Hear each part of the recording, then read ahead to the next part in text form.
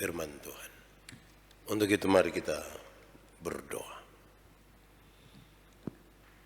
Ya Tuhan Allah, tidak ada yang lebih indah bagi kami kecuali firman Tuhan,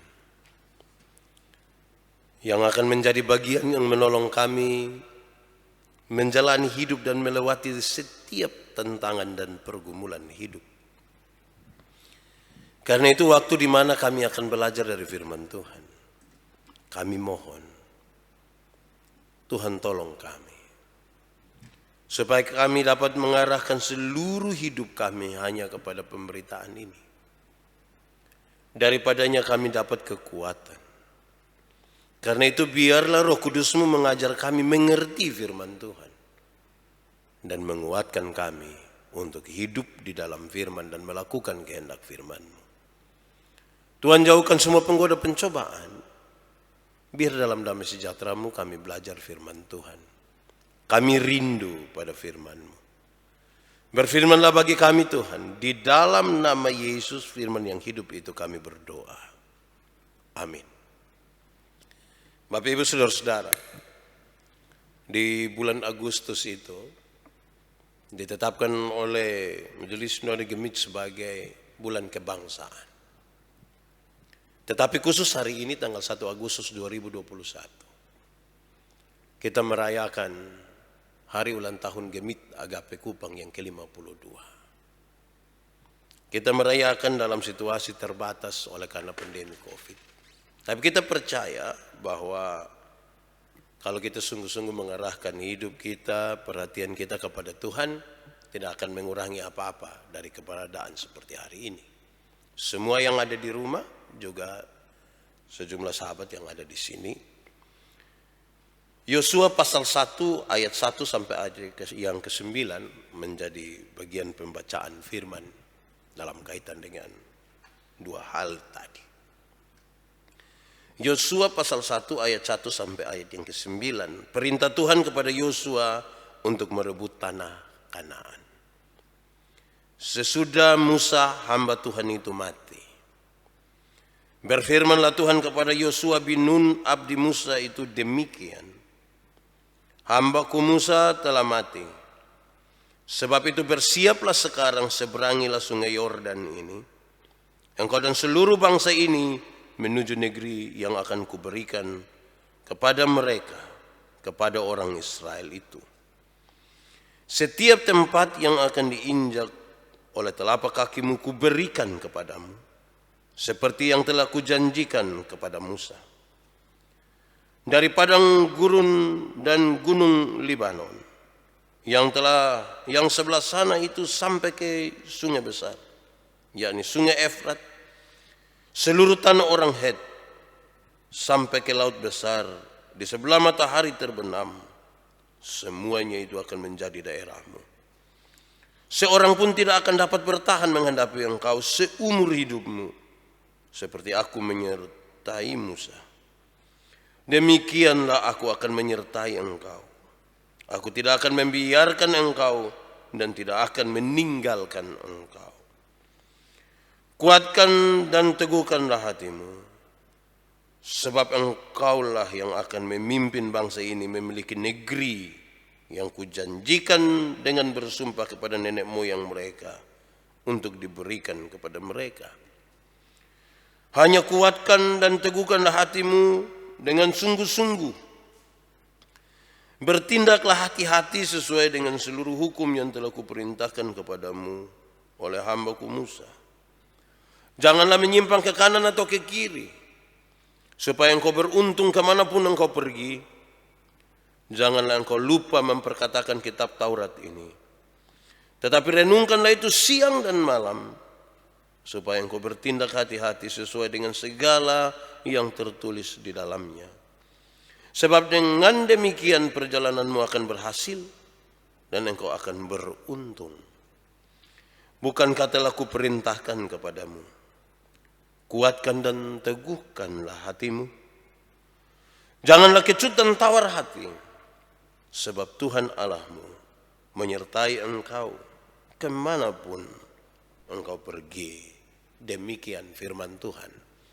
Berbahagia setiap orang yang mendengar firman, memelihara dan melakukan dalam hidup setiap hari. Haleluya. Haleluya, haleluya, haleluya.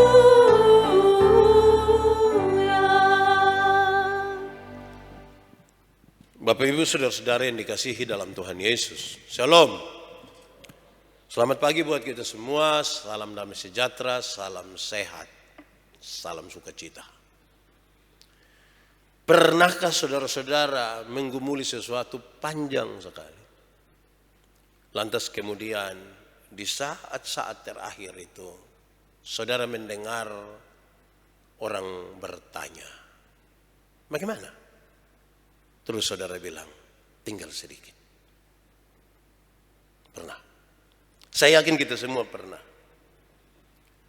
Tetapi apakah itu kalimat pendek yang bilang tinggal sedikit itu? Itu berarti keadaan baik-baik saja karena tinggal sedikit. Saya kira tidak juga. Bagaimana saya akan menggambarkan ini saudara-saudara? Saya ajak kita merenungkan, pasti yang ibu-ibu lebih bisa rasa, lebih bisa tahu. Ketika orang mau melahirkan. Yang mau melahirkan itu tegang, suami dengan keluarga semua yang di luar juga tegang, semua tegang. Terus kita tanya, dokter karena mana? Sudah lagi sedikit. Kira itu lagi sedikit itu enak. Itu lagi sedikit yang berat sekali, bukan lagi sedikit yang enak. Kita lagi mengidam-idamkan dan mengharapkan sesuatu yang besar sebagai berkat Tuhan itu ada di depan mata, tapi perjuangannya serius. Lagi sedikit. Kadang-kadang kita bilang suaman. Kalau saya tanya Pak Paul itu beliau selalu bilang aman Pak, aman. Padahal aman belum tentu aman juga. Ada pergumulan di situ. Saudara-saudara, pembacaan ini menolong kita untuk memahami sesuatu berkaitan dengan janji Tuhan kepada bangsa Israel. Janji kepada mereka yang sekaligus kemudian menjadi lambang bagi pergumulan orang percaya, termasuk gereja Tuhan hingga hari ini. Masuk Kanaan itu dilambangkan sebagai orang masuk surga. Perjalanannya tinggal sedikit. Waktunya juga tinggal sedikit. Sedikit lagi, sedikit waktu lagi kamu akan menikmati. Apa sih yang paling dinantikan oleh ini umat percaya sampai saat ini? Tuhan datang kembali. Tinggal sedikit. Waktunya kapan? Saya tidak tahu. Tinggal sedikit. Tapi kisah ini saudara-saudara dimulai dari kalimat pendek. Musa telah mati. Musa telah mati. Hamba Tuhan yang luar biasa yang membawa bangsa ini. Tuhan percayakan pada dia. Bawa bangsa ini keluar dari Mesir, tanah perbudakan itu menuju Kanaan. Tetapi apakah kematian Musa itu menjadi sesuatu yang begitu saja? Tidak. Ini berat. Sekalipun orang-orang Israel itu mengeluh terhadap Musa. Tetapi Musa itu seorang pemimpin yang karismatik sekali. Dia sangat luar biasa. Dalam keluhan-keluhan dan gerutu-gerutu orang-orang Israel terhadap Musa, mereka menerima dia dengan baik juga. Bahkan Tuhan mesti menyembunyikan kuburan Musa. Karena jangan-jangan kalau kuburan itu ada, ini bangsa akan menetap di sini. Mereka tidak mau jalan terus. Karena seorang pemimpin ini telah mati dan kasihan kalau dia tinggal sendiri di situ. Saudara-saudara, itu punya pengaruh yang serius terhadap Yosua. Menggantikan seorang pemimpin yang karismatik ini tidak gampang. Ada standar yang sudah ditaruh. Dia minimal mesti sama dengan itu. Kalau boleh dia lebih lagi dari itu. Tapi standarnya saja sudah tinggi. Dia melihat dengan mata kepala, melalui Musa Tuhan menunjukkan sejumlah mujizat. Mulai mereka berproses di Mesir, sampai sekarang mau masuk tanah Kanaan. Jadi ini tidak gampang. Baru ini kan bukan jabatan organisasi toh. Coba kalau kita lihat ada satu bupati, wali kota, gubernur yang bagus, terus sebentar saya mau ganti sendiri, kan sudah ganti dulu. Tapi ini kan jabatan di mana dia hanya harus menggantikan Tuhan, menggantikan Musa sebagai abdi Tuhan. Saudara-saudara, Musa mati tetapi perjalanan harus dilanjutkan. Memimpin satu bangsa yang besar ini tidak gampang, saudara. Tidak gampang. Yosua itu taruh baik-baik dalam pikiran dan perasaannya, bahwa generasi yang keluar dari Mesir itu hanya tinggal dia dengan Kaleb mungkin yang akan menikmati dan melihat langsung janji Tuhan yang besar itu, yang bertahun-tahun dari generasi ke generasi dinanti-nanti oleh umat Israel. Dan sekarang dia yang langsung akan melihat, mengalami dan merasakan. Saya kira itu sesuatu yang terlalu luar biasa bagi dia. Tetapi apa yang ditaruh dalam pikiran dan perasaannya itu, saudara, tidak sekedar membuat dia menjadi senang. Tidak sekedar itu. Ada hal yang justru bertolak belakang dengan segala kesenangan dan sukacita di hati dia. Dia harus memimpin bangsa ini. Bangsa sendiri punya masalah karena mereka suka mengeluh. Tetapi dia berhadapan dengan orang-orang yang ada di Kanaan. Karena Kanaan bukan tempat yang kosong. Sudah ada orang tinggal di sana. Siapa mau dengan gampang-gampang serahkan dia punya tempat untuk orang lain.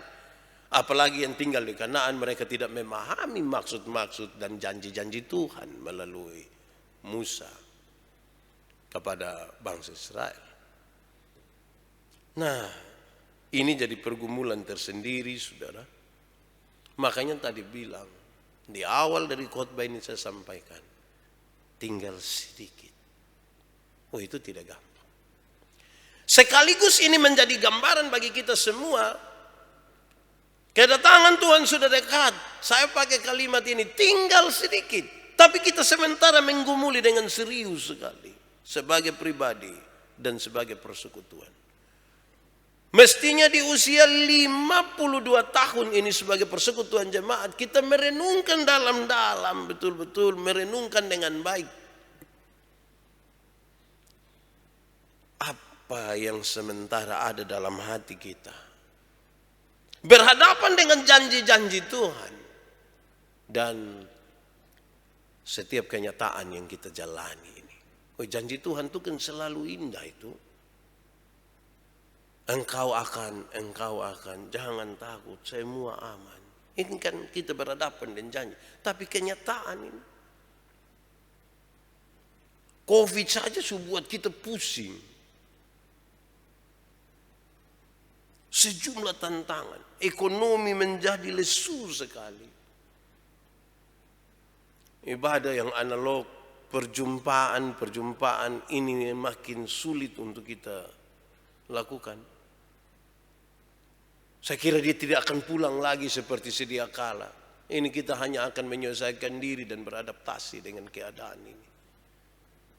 Lalu bagaimana kita akan sukses?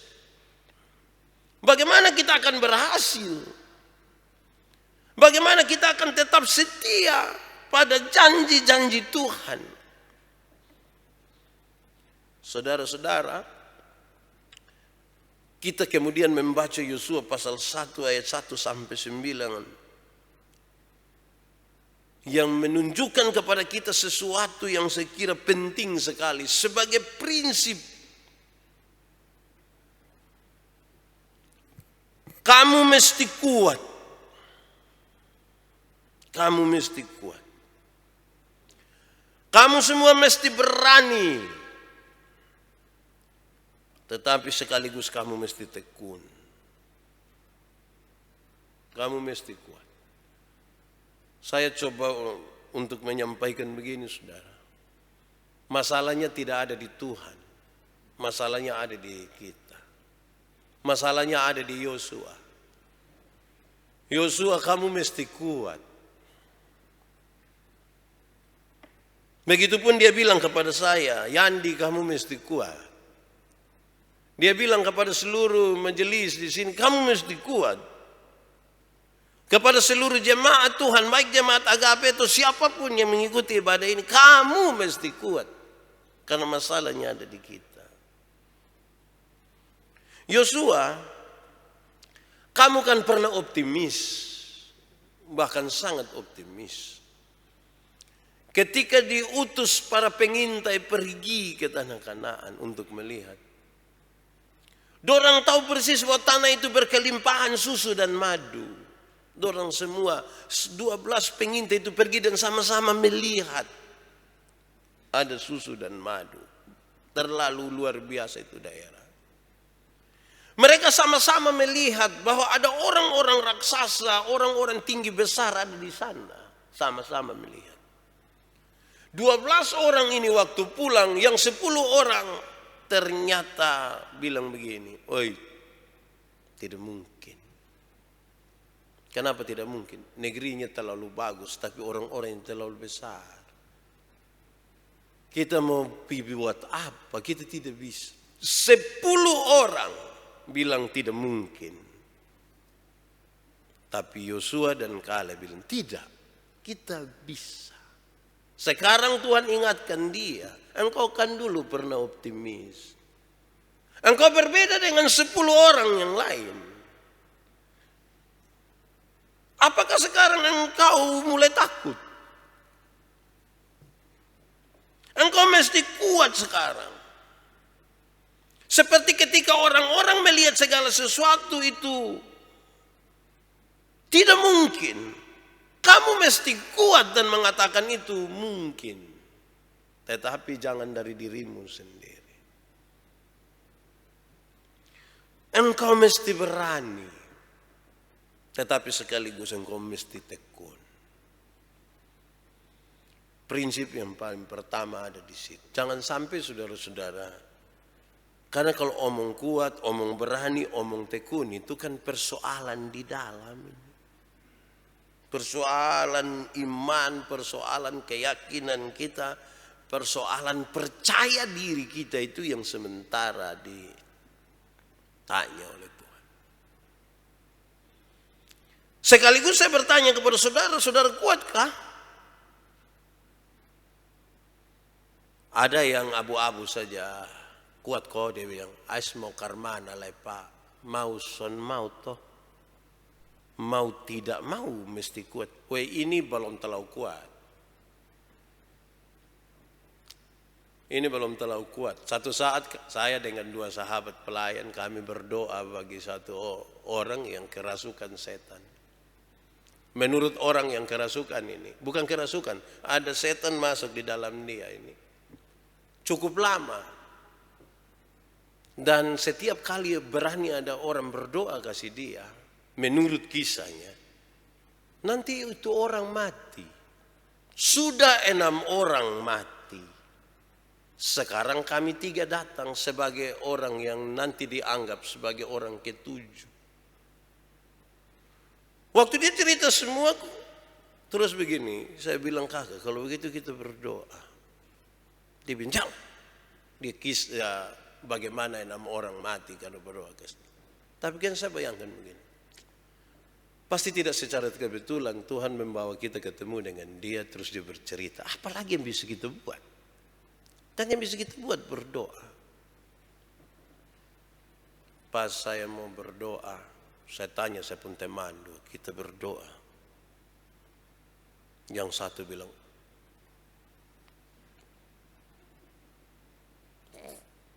dia bilang, yang satu bilang begini, Yandi, lu supikir babai. Mau bilang tidak berdoa juga mau karmana, kan kita hanya bisa berdoa. Tapi dia baru kasih tahu habis yang berdoa 6 orang mati. Kalau kami tidak berdoa juga perasaan ini hamba Tuhan. Saudara bisa bayangkan itu gejolak itu dalam kita hidup. Waktu itu. Apalagi ketika saya ambil keputusan untuk berdoa terjadi sesuatu yang mengerikan terjadi. Dan saya sampai tidak tahu mau doa apa lagi. Karena tiba-tiba anjing dan kucing itu bergigit di kampung belakang. Dan orang siram-siram ini rumah pakai pasir itu. Saya terakhir tiba-tiba dengar ini orang bilang, aduh. Dia lari. Saya tidak mulai hanya Tuhan. Kalimat itu tidak bisa keluar. Apa yang saya katakan kepada kita saudara-saudara, kamu mesti kuat karena ini persoalan di sini. Sekarang ini kan kita dengar bunyi lilu. Itu kita mulai aduh. Ada yang kerja hitung Pak. In hari sudah 8 Pak. Nah 9 siapa lagi? Ya mesti kuat. Ini soal di sini. Ini persoalan kita sini. Tuhan tahu itu. Kamu mesti kuat. Tetapi Tuhan tidak hanya bilang kamu mesti kuat dan cari jalan sendiri. Ada prinsip berikut yang coba disampaikan. Firman Tuhanlah yang akan menuntun engkau. Firman Tuhanlah yang akan menuntun engkau. Aduh saudara, itu saya melihat kebesaran Tuhan yang terlalu luar biasa. Waktu dia bilang kamu mesti kuat, kamu harus berani. Dia tidak suruh kita atur diri sendiri untuk kuat. Dia kasih tahu dia penjalan. Firman Tuhan yang akan menolong. Ini prinsipnya. Kalau firman Tuhan itu yang akan menguatkan dan menolong kamu, yang harus dilakukan adalah belajar dari firman Tuhan. Kamu mesti belajar dari firman Tuhan tiap-tiap hari, selalu. Kamu tidak boleh menyimpang ke kiri atau ke kanan. Kamu mesti bertindak hati-hati. Karena firman Tuhan yang menuntun. Saudara, ini kemudian berubah ini untuk menegaskan sesuatu yang penting sekali. Ketika orang-orang tertentu, termasuk juga orang-orang Israel yang akan masuk ke tanah Kanaan, melihat perintah-perintah itu sebagai sesuatu yang menekan mereka, yang mengikat mereka terlalu kuat dan seolah-olah mereka mesti paksa diri tunduk kepada perintah itu. Dalam prinsip yang kedua ini berubah. Bahwa firman Tuhan dan ketentuan-ketentuan di dalamnya itu bukan sesuatu yang membuat kamu takut, tetapi dia memberi arah kepada kamu. Ini cara pandang yang berbeda. Cara pandang yang berbeda. Ketika orang bilang, ingat kalau pencuri tangan itu akan kena potong. Kan ini orang mau pencuri takut toh, itu tangan nanti kena potong. Ini menjadi sesuatu yang menekan. Hati kepingin karena mata sulihat mau ambil, tapi kembali lagi ke hati karena nanti tangan putus. Sekarang Tuhan rubah melalui Yosua. Ini hal ini yang akan menuntun kamu supaya kamu akan lebih kuat, lebih percaya diri. Kalau saya nanti tidak pencuri bukan karena takut hukuman, tapi kan saya tahu itu bukan saya buat. Lebih optimis dan lebih sudah ini bukan bukan hal yang perlu ditakutkan. Saudara-saudara,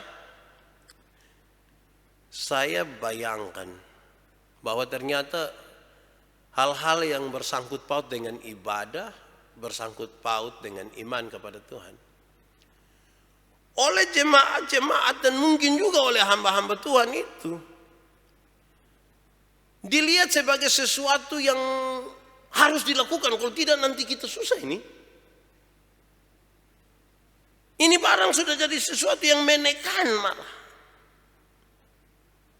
Tidak lagi dinikmati sebagai sesuatu yang menuntun. Saudara bisa bayangkan, ada orang ribut-ribut, anak-anak kecil lari-lari, tiba-tiba kita mau beribadah, di pu mama, di pu bapa, di pu om, tanpa security, langsung semua langsung. Ini bahaya ini. Saudara, mesti kita lihat lebih di sini. Tuhan suruh kita untuk kuat, tapi kemudian dia kasih firman untuk menuntun kita, bukan untuk kasih takut kita. Untuk menuntun, bukan untuk kasih takut. Saudara-saudara, kadang-kadang kita bisa sangat ketakutan sampai tidak bisa buat apa-apa. Saya ketemu seorang sahabat pendeta perempuan. Kalau dia ikuti ibadah ini baik, pasti dia dengar. Dan dia bilang amin. Saya tanya dia, karena lama kita tidak ketemu, saya tanya. Di depan dia pun suami. Kamu anak berapa? 2. Laki-laki atau perempuan? Dua-dua perempuan. Terus saya bilang, kenapa tambah? Tambah toh? Terus rupa-rupanya itu kata tambah toh, buat dong agak sedikit bereaksi. Saya tanya, kenapa? Tidak Bapak. Kami itu hari berdoa. 2 saja. Tapi kamu ada mau anak laki toh? Dan 2 senyum. Saya bilang kamu 2 ini bikin Tuhan sama kayak apa kok?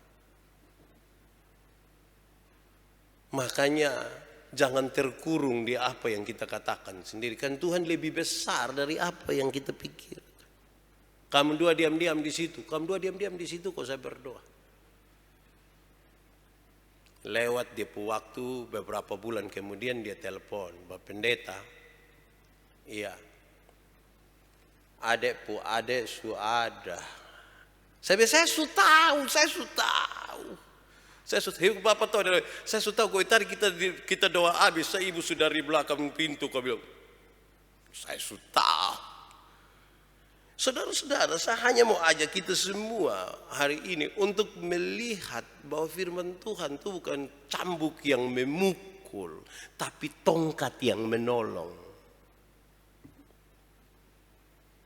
Jangan bikin takut orang dengan firman Tuhan, tapi bikin orang hidup dari firman Tuhan. Jangan bikin takut orang dengan firman. Firman itu bikin kita hidup. Kalau mau tegur dia, tegurlah sebagai seorang sahabat. Jangan bikin takut. Ada orang yang relasi dengan tetangga misalnya rusak. Saya kalau tidak ada ini corona ini, orang kan biasa bikin KPI, KKR di mana-mana. Saya temukan banyak kali, bukan 1 kali, banyak kali.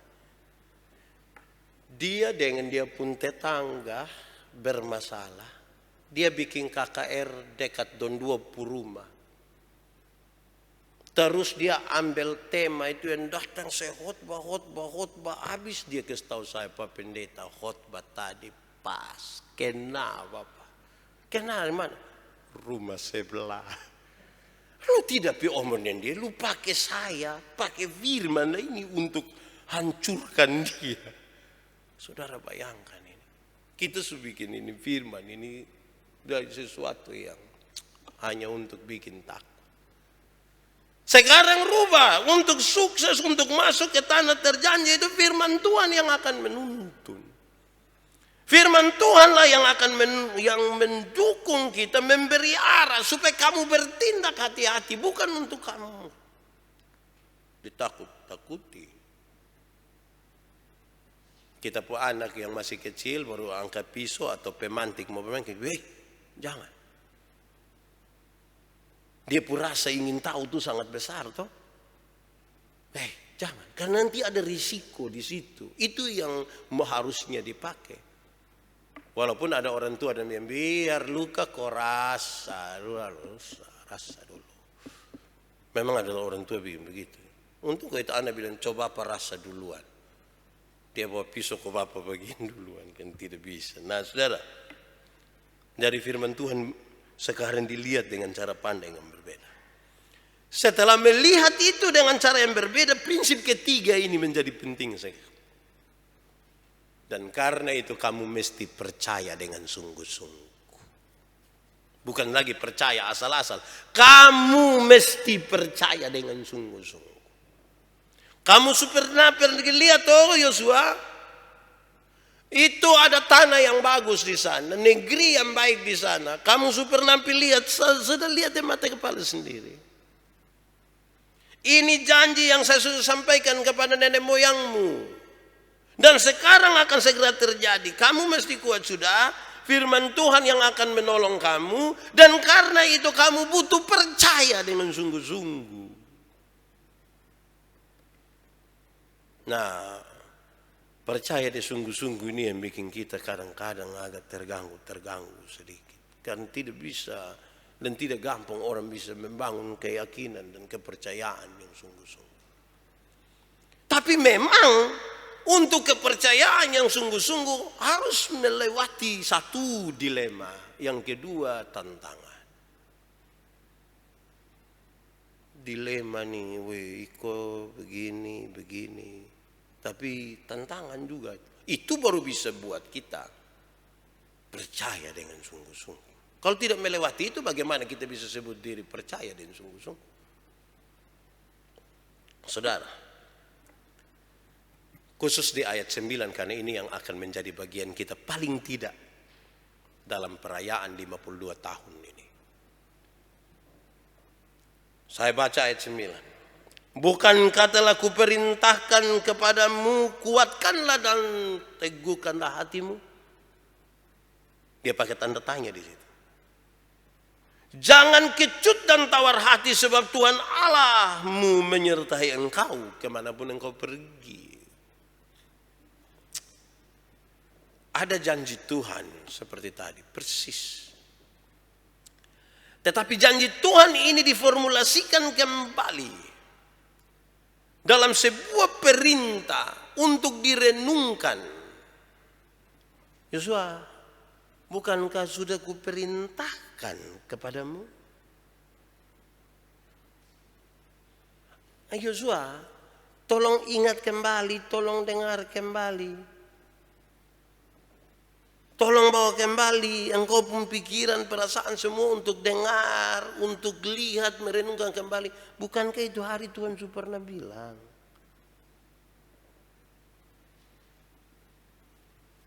Saya kira itu cara yang baik untuk sekarang kita melihat ini hidup ini. Bukankah Tuhan bilang begini toh? Bukankah saya tiap-tiap saat itu dapat orang pun pertanyaan, dong suka kirim ke saya. Separuh saya belum jawab juga sampai nah. Terlalu banyak. Kapan hari itu? 2 hari lalu saya jawab 80.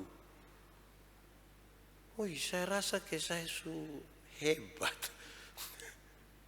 Tahu jawab Karman. Tapi orang punya pertanyaan ada 1-2 yang selalu berusaha. Tapi kan Tuhan bilang. Tapi kan Tuhan bilang. Nah itu butuh percaya. Kalau kita tapi kan Tuhan, tapi kan, itu bicara dalam keraguan-raguan. Harusnya Tuhan bilang, saudara bisa rasa dia pembeda. Kalau orang bilang, tapi kan Tuhan bilang, itu mau percaya mana ini Pak, kok Tuhan bilang. Tuhan bilang, itu berarti selesai itu. Percaya. Janji Tuhan di situ. Yang dia suruh untuk direnungkan ulang. Sekaligus saya kira ini penuntun untuk kita bertanya. Masihkah kita percaya pada janji Tuhan bagi umatnya? Masihkah kita percaya? Jangan-jangan kita sudah mulai ragu. Saudara tahu, kalau kita bicara tentang Israel, jauh-jauh hari sebelum Yakub sebenarnya kita berbicara tentang Abraham. Karena ini orang yang Tuhan panggil. Abraham, pergilah ke satu tempat yang akan kutunjukkan kepadamu. Keluarlah dari sanak saudaramu, dari keluargamu, dari bapamu. Pergi. Aku akan menjadikan engkau sebagai bangsa yang besar. Keturunanmu akan seperti pasir di laut. Wih, proses cukup lama, lebih dari 20 tahun. Sampai saya kira dia agak mengalami sedikit penurunan percaya, mangkali. Karena tunggu 1-2 waktu saja, ini sudah lebih dari 20 tahun. Dan saya kira ini pertanyaan penting. Masihkah saudara percaya? Masih. Kalau ternyata mulai terganggu sedikit, bangkitkanlah semangat itu. Percaya. Tuhan akan menghidupkan, membangkitkan, menyertai, menyembuhkan, memulihkan. Di dalam Tuhan ada waktu, ada kehidupan, ada cara, dan ada segala rancangan damai sejahtera. Butuh keyakinan, butuh percaya. Bahkan dalam percaya itu dia kadang-kadang tidak masuk akal itu percaya. Kadang-kadang dia tidak masuk akal. Kedua, saudara-saudara, ingat saudara-saudara bahwa ada tantangan dari dalam dan ada tantangan dari luar. Kita coba-coba percaya ini. Suka kuat ini hati. Kuatkanlah hatimu. Kuatkan, tadi sudah dijelaskan panjang lebar. Jangan kecut. Kecut ini saya mau jelaskan bagaimana. Ya kira-kira ke saya pun teman pemuka tadi itu. Susiap berdoa, dia bilang, mau jujur salah, tidak mau jujur salah, akhirnya gitu. Jangan kecut, jangan tawar hati, karena Tuhan Allahmu menyertai engkau kemanapun engkau pergi. Tapi hati-hati, jangan beralaskan dengan Tuhan menyertai engkau kemanapun engkau pergi, engkau harba biru, pakai bahasa Kupang. Bikin-bikin ikut kita pemau, tidak. Di ayat-ayat sebelumnya dia suka kasih tahu. Firman Tuhan menuntun engkau untuk berjalan lurus, bertindak hati-hati, tidak serong ke kanan, serong ke kiri. Dan ini yang Tuhan sertai. Jangan bilang aman Pak, kok Tuhan sertai kita ini Pak. Kalau Tuhan sertai itu biar kita naik di atas jembatan Liliba baru lompat turun juga namanya kita Tuhan sudah sertai. Piko coba. Itu Tuhan sertai saudara hari ini ke rumah Bapa. Ke rumah Bapa yang kekal. Jadi Tuhan suka petunjuk memang dulu itu. Nah saudara-saudara, tantangan dari luar dalam konteks Yosua itu adalah, itu kita berhadapan dengan ini orang-orang Israel. Kadang-kadang mereka suka mengeluh, mereka tegar tengkuk. Tapi tantangan-tantangan juga dari dalam, dari luar ketika mereka lihat di Kanaan banyak sekali orang di sana. Orang badan-badan besar lagi di sana. Tetapi tantangan dari dalam bagaimana dia akan memimpin bangsa ini. Mengganti Musa yang karismatik itu. Kalau saudara baca sampai pasal 5, saudara temukan waktu dia bawa ini orang dan banyak-banyak ada orang berdiri pegang pedang terhunus di depannya. Wih, dia betul-betul bisa kuasai diri, dia tanya, siapakah engkau? Dari Tuhan, musuhkah engkau, lawankah engkau? Lantas ini orang bilang, akulah bala tentara Allah. Saya bayangkan saudara-saudara saya yang pimpin orang begini banyak, lebar satu orang mau coba-coba palang saya di jalan. Hei, lu susah Bapak. Tapi dia sangat rendah hati untuk bilang, siapakah engkau? Siapakah engkau? Saya kira itu kalimat yang bagus. bagaimana menguasai gejolak yang besar di dalam kita pun diri. Ketiga, perjalanan harus dilanjutkan. Perjalanan mesti dilanjutkan untuk masuk di tanah Kanaan. Selama Tuhan Yesus belum datang kembali, saudara, pelayanan gereja ini harus dilakukan. Mau COVID kok tidak COVID kok, mau apapun, pelayanan mesti dilakukan. Pikirkanlah. Perjalanan harus terus dilanjutkan. Karena tujuannya adalah ke Kanaan. Padang gurun itu tempat yang sudah baik sesungguhnya. Kok bisa tempat yang baik, Pak Pendeta? Iya. Makan Tuhan siap. Minum Tuhan siap. Malam Tuhan jadi tiang api. Siang Tuhan jadi tiang awan. Menurut saudara? Baik atau tidak? Tidak kerja. Tidur, bangun pagi, pilih makanan. Tinggal makan. Kadang-kadang kan kita iri hati dengan orang yang tidak kerja tapi makan. Enak, sekitar kerja setengah mati baru dia makan. Tambah lagi. Sekarang saudara tinggal di padang gurun itu Tuhan siap semua. Mau apa? Tuhan siap. Bukankah tempat yang baik? Tidak kerja. Makanan yang Tuhan siap, saya rasa bagus itu. Tapi perjalanan ini harus dilanjutkan. Kenapa? Karena janji Tuhan bukan padang gurun, janji Tuhan Kanaan. Janji Tuhan bukan dunia, janji Tuhan itu surga. Walaupun dia tetap menyertai kita di dunia. Tapi janjinya surga. Makanya semua gambaran tentang padang gurun itu adalah tenda. Tenda ini mesti dibongkar. Rumah permanen itu ada di sorga. Rumah permanen itu ada di Kanaan. Ingat, padang gurun itu tenda bukan permanen. Siapa di antara kita yang bisa palester tenda? Kalau kita andaikan tenda itu ke sekarang kau pakai terpal, bisa palester terpal. Dibongkar. Karena perjalanan mesti dilanjutkan. Pak Pendeta, tapi saya sementara sakit hari ini. Iya, sakit-sakit mah bangun kau jalan, kan kita mau jalan terus.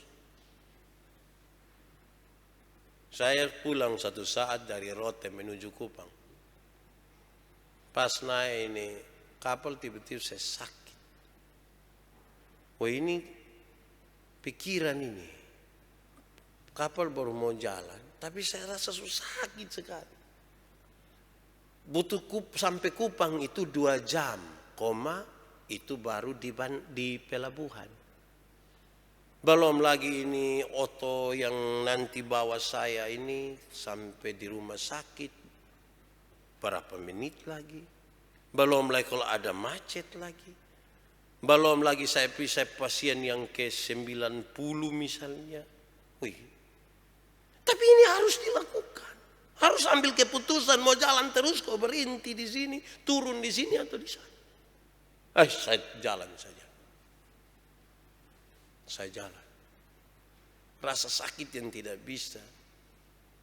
Terus saya dengar orang bertogor dengan orang di situ waktu saya segini, saya dengar dong ada bilang, Pak dokter, pi Kupang kok. Waktu sakit-sakit saya sudah tidak bisa tahan, saya pikir ada dokter. Tuhan siap ini. Saya pergi bilang, Pak dokter, bisa tolong saya kok. Kenapa? Saya rasa saya terlalu sakit sebelum ini. Saya tidak bisa. Dia minta saya kasih gambaran sedikit saya sakit. Saya kasih tahu dia, terus dia bilang, ada yang saya bawa tapi saya kira dia tidak terlalu akan menolong. Dia kasih turun sedikit tapi minimal bisa sampai Kupang. Pokoknya dokter bisa pikir apa sah. Dia kasih saya ada obat. Saya rasa agak sedikit enak tapi saya turun ada orang yang itu jadi datang tawar. Kupang kok sebinjan kalau tanya saya terlalu sakit. Dia bilang cepat-cepat naik saya lari. Antar sampai rumah sakit dan seterusnya. Saudara bayangkan bahwa memang dalam keputusan untuk melanjutkan perjalanan, saudara jangan pikir saudara sendiri. Ada hal yang sebenarnya kita mesti percaya bahwa penyertaan Tuhan itu sempurna bagi kita. Ada amin kok. Tapi kita butuh kepekaan untuk itu. Oh ini Tuhan memang. Kita butuh percaya. Tapi nanti kita mati karena mana Papa ini? Kan mati nanti pi surga. Ada yang rencana pi tempat lain kok selain surga. Saudara-saudara mari bertindaklah hati-hati, lurus, ikut apa yang Tuhan mau. Jangan belok ke kiri atau ke kanan. Tuhan Allahmu menyertai engkau kemanapun engkau pergi. Pak Pendeta orang lain saya tidak beribadah tapi kodong ke lebih kaya Dong ke tidak ada masalah. Dong di mana itu? Dong di rumah sebelah. Nah pindah sapi rumah sebelah. Daripada di kita rumah kok bakal lagi di rumah sebelah. Tapi saya mau kasih tahu. Waktu pemeliharaan Tuhan dalam berkat-berkat jasmani misalnya. Tuhan saya bayangkan padang gurun itu adalah itu ada roti bahan-bahan di situ. Ambillah secukupnya. Kita ini pakai bahasa Kupang bilang rauna, susah untuk yang secukupnya. Rau itu kayak. Sekumpul begini, tidak bisa begini pakai skop sabar. Nah, kita mau yang begitu. Padahal Tuhan paling tahu kita itu seperti apa. Kita merayakan hari ulang tahun Gemita Agape Kupang ke-52 dengan situasi yang cukup terbatas seperti ini. Kita mesti beribadah di rumah atau dari rumah. Tetapi saya kira kuasa dan penyertaan Tuhan yang sempurna itu menembus batas-batas manusia. Keterbatasan kita termasuk seperti hari ini. Dan dalam kuasa itulah saya bilang kepada saudara demi nama Tuhan Yesus. Supaya kamu kuat. Kamu mesti berani dan tetap tekun. Dalam perjalanan yang dituntun oleh firman Tuhan. Dan belajarlah sekarang sungguh-sungguh. Saudara, saya melihat salah satu tantangan kita di COVID ini adalah pemurnian. Ini betul-betul kita dimurnikan. Dari soal ibadah, misalnya ini dimurnikan. Kalau dasarnya orang tidak suka ibadah, itu di rumah pasti dia tidak ibadah. Kau mau bikin apa? Jadi akhirnya murni. Yang beribadah dong tuh murni beribadah. Yang drama-drama dong tidak. Paling dong hanya nonton drama Korea saya nanti. Orang ibadah dong nonton drama Korea. Anak-anak dong kalau tidak ibadah dong main game sah. Lebih parah lagi kalau kita ibadah baru bermain game. Itu tambah masalah. Nah, saudara-saudara, selamat ulang tahun. Tuhan memberkati. Jemaat Tuhan yang sakit, yang terpapar, yang sedih karena kehilangan orang-orang yang dikasihi. Mari kuatkan hati. Tetapkanlah kita pun percaya sungguh-sungguh kepada Tuhan. Karena kita masih percaya hingga hari ini. Tuhan menyertai kita. Amin. Mari kita berdoa. Bapa di sorga, terima kasih banyak. Firman-Mu menolong kami semua. Dalam situasi pergumulan oleh karena pandemi COVID ini, kami mesti belajar dari firman Tuhan sebagai tuntunan. Kami mesti kuatkan dan teguhkan hati kami. Engkau telah menunjukkan prinsip dan jalan-jalan-Mu bagi kami. Ya Tuhan, terima kasih Tetapi kami terus berharap Tuhan menolong kami, karena siapa kami ini? Bagi kami secara pribadi, bagi kami sebagai keluarga, dan bagi kami sebagai persekutuan. Perjalanan mesti dilanjutkan. Pelayanan mesti dilanjutkan. Kuatkanlah kami Tuhan. Di dalam nama Yesus kami berdoa. Amin. Saudara-saudara, untuk pengakuan iman, saya jemput jemaat Tuhan berdiri. Bersama-sama